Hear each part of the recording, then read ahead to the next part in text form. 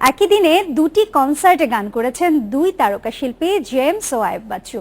শারীরিক শিক্ষা কলেজ মাঠে জঙ্গি বিরোধী কনসার্ট মাতিয়েছেন নগরবাউল জেমস, আর অন্যদিকে কৃষিবিদ ইনস্টিটিউশন মেতেছে গিটার কিং আইয়ুব বাচ্চুর গিটারে জাদুতে।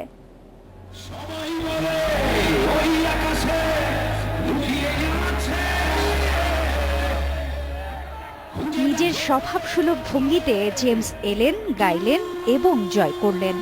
ভক্তকুলের কাছে গুরু তকমা পাওয়া জেমস একে একে গাইলেন তার জনপ্রিয় সব গান। মঞ্চের সামনে তখন উপচে পড়া ভিড়।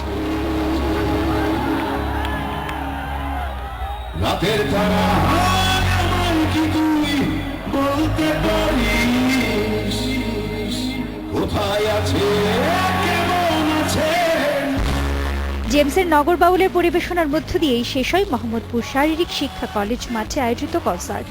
তবে তারও আগে মঞ্চমাতায় মাকসুদ ও ঢাকা, শিরোনামহীন চিরকুট, ভাইকিংস, আর্টসেল, শূন্য এবং অ্যাবস্ট্রাকশনের মতো জনপ্রিয় ব্যান্ড দলগুলো। জঙ্গিবাদ নিয়ে সচেতনতা তৈরির লক্ষ্যে র্যাব ও ইউনিভার্সাল মেডিকেল কলেজ যৌথভাবে আয়োজন করে জঙ্গিবাদ বিরোধী এই কনসার্টের।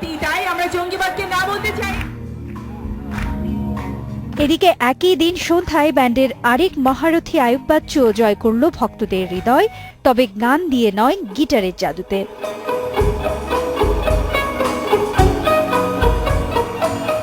কৃষিবিদ ইনস্টিটিউশন মিলনায়তনে এটি ছিল বাচ্চুর প্রথম একক গিটার শো।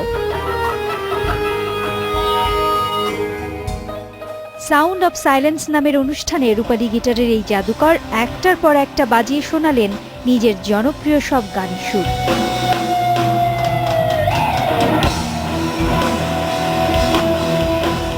বাজাতে বাজাতে শ্রোতাদের সাথে কথাও বলেছেন বাংলাদেশের গিটার কিং। নতুন প্রজন্ম এবং আগের প্রজন্ম এবং আমার প্রজন্মের গিটার সিনা উঁচু করে বাজায়। Tabina Shabnam, independent news, Dhaka.